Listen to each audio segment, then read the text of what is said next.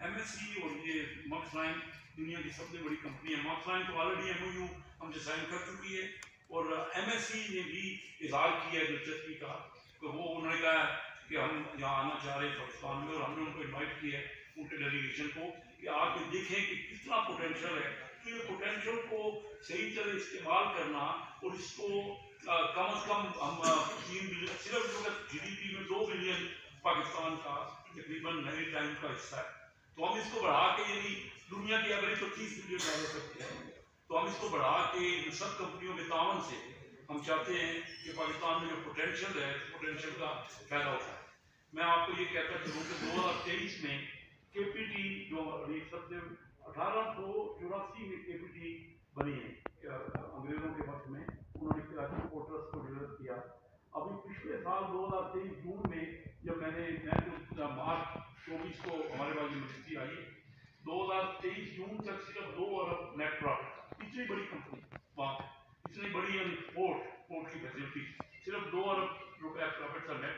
2024 जून में, इसमें 4 महीने हमारे सिर्फ हमारी हुकूमत के मियाँ शहबाज शरीफ साहब की हुकूमत के उसमें शामिल हैं, उसका प्रॉफिट 2 अरब से नेट प्रॉफिट 10 अरब चला गया। और हम ये चाह रहे हैं कि अगले सालों में इसका प्रॉफिट और कई गुना हो इंशाल्लाह, क्योंकि पोटेंशियल मैंने आपको बता दिया। पोर्ट कासम जो इसमें आधा माल KPT में आता है, पाकिस्तान में टोटल ट्रेड का माल बाई लैंड बहुत कम है, ज्यादातर वो बाई सी आता है। तकरीबन 45-47% टोटल ट्रेड इंपोर्ट और एक्सपोर्ट का वो KPT से आता है, और इतना ही तकरीबन परसेंटेज पोर्ट कासम में आती है। पोर्ट कासम का प्रॉफिट पिछले साल का $35 बिलियन के लगभग है। तो हम चाहते हैं कि ये आपस में कंपटीशन भी हो और देखें कि क्यों, और इनको ये भी देख रहे हैं कि अगर जरूरत नहीं है ज़्यादा माल, क्योंकि हमें जो हमने फैसिलिटीज दी हैं KPT में, उनमें हमें रॉयल्टी ज़्यादा मिल रही है, $35-37 पर कंटेनर, और पोर्ट कासम में कम मिल रही है। तो हम इस पर भी स्टडी कर रहे हैं कि ज़्यादा सारा माल पहले KPT में आए और वहाँ से फीडर वेसल के हिसाब से अपनी दूसरी फोटो में दें। तो एग्रेसिवली इस पे काम हो रहा है। हम कोशिश कर रहे हैं कि अपनी मैरीटाइम के जो वसाइल हैं, तकरीबन मैंने बताया आपको कि 2,90,000 स्क्वायर किलोमीटर एरिया है, वो भी पाकिस्तान है। जो सी है तमाम हमारा 2,90,000 किलोमीटर, ये पाकिस्तान के जो लैंड एरिया है उसका 30%। तो हम इनके वसाइल से इनमें ज़खायर हैं, इनमें दुनिया में बहुत से अपने सी साइड से ऑयल डिस्कवरी हुई हैं, इनमें और कीमती धातें हैं समुद्रों में। इसके अलावा हमारे फिशरीज के इस वक्त फिशरीज पाकिस्तान की मछलियाँ जो है उसके एक्सपोर्ट बहुत कम है, तकरीबन $400 मिलियन के लगभग है। हालांकि दुनिया में बहुत ज़्यादा इसकी वसी, क्योंकि हम पोल्यूट कर देते हैं, अपने जो समुद्र है उसमें फेंकते हैं, फुजला फेंकते हैं, जो इंडस्ट्रियल वेस्ट है वो फेंकते हैं। उसमें टाइम चाहिए, उसमें सिंध गवर्नमेंट और फेडरल गवर्नमेंट दोनों का मिल के जॉइंट एफर्ट करना है। हम वो कोशिश कर रहे हैं कि वो हम पोल्यूशन जो है IMO से मिल के, इंटरनेशनल मैरीटाइम ऑर्गेनाइजेशन है, उनके सेक्रेटरी जनरल मैंने पहले जिक्र किया, पहली बार आए और उन्होंने हमें कहा है कि हम आपको ग्रीन एनर्जी के लिए फैसिलिटेट करेंगे। तो मैं चाह रहा था कि आज हम आपको अपनी यूनिवर्सिटी के बारे में थोड़ा सा बताएं कि आप यहाँ भी इंटरेस्ट लें कि पाकिस्तान का एक बहुत बड़े वसाइल यहाँ शामिल है। हम पूरी मेहनत कर रहे हैं, तवज्जो कर रहे हैं, और आपको इंशाअल्लाह मैं गाय बगाए इन्फॉर्म करता रहूँगा कि किस तरह हम आगे बढ़े। ये अभी रिसेंटली पहली बार हुआ है 140 साल की तारीख में कि जो चेयरमैन बनता है कराची पोर्ट ट्रस्ट का और पोर्ट कासम का। पहले तो नॉमिनेट करती थी फेडरल गवर्नमेंट, अभी फेडरल गवर्नमेंट के जिम्मे है, लेकिन हमने ये किया है कि इख्तियार दिए पूरे अखबारों में, ताकि बड़ा एक वाज़ेह तरीके से, खुला साफ शफाफ तरीके से चेयरमैन बने, क्योंकि वो वहाँ जो बोर्ड है वो बोर्ड ऑटोनमस है। तो अभी तकरीबन 200 से ज़्यादा एप्लीकेशन KPT के लिए आई, पहली बार 140 साल में इख्तियार है उसका KPT का।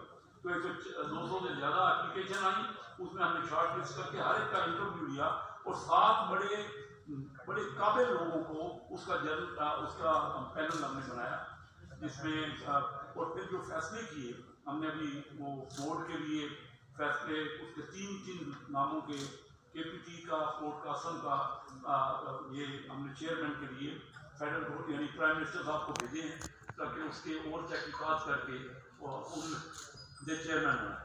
तो मैं ये महसूस कर रहा हूँ कि बहुत से हैकिंग हुई है, इसमें बहुत कुछ किया जा सकता है। आपकी तजावीज़ भी हमें ज़रूर मीडिया की और प्रेस की चाहिए होती है और हम इसको आगे बढ़ाने के लिए दिन रात मेहनत कर रहे हैं। और मैं चाह रहा था कि कुछ चीज़ें मैं आपके सामने मैं पेश करूँ। कोई भी क्वेश्चन है और this is the first time in the history of Pakistan IMO के सेक्रेटरी इधर आए, नंबर 1। और नंबर 2, जो भी आपने जिक्र किया डेनमार्क के साथ $3 बिलियन की आपने MOU साइन किए। हम जो अरब कंट्रीज के साथ तो करते हैं, लेकिन ये भी दूसरा है कि आपने पहली दफ़ा यूरोपियन कंट्रीज को आप लाए। तो जो तीसरी कंपनी रह गई है, क्योंकि शेख साहब आपके साथ भी बैठे एडिशनल सेक्रेटरी साहब, तो इन्होंने मैं उस तकरीब में था जहाँ पे लास्ट IMO की आप शायद वापस आ गए थे।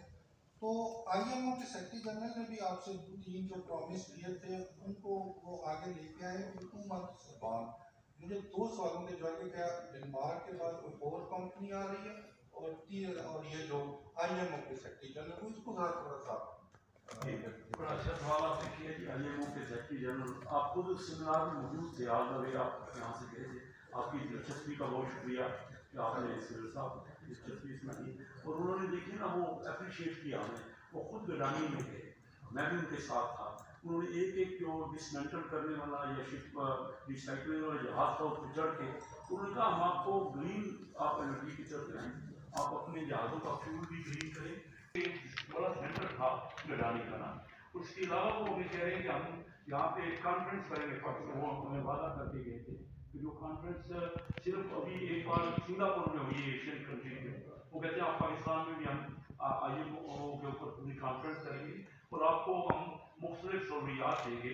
हांगकांग कन्वेंशन जो है उनका होता है, उसमें हम बड़ा लेट हमने साइन किया पाकिस्तान में, तो अभी हम उनके साइन करने से हम ग्रीन एनर्जी की तरफ जो पोल्यूशन है उसकी कमी की तरफ तवज्जो कर रहे हैं, वो हमें बड़ी मदद कर रहे हैं। और मैं शेख साहब से भी कहूँगा कि इसके फर्दर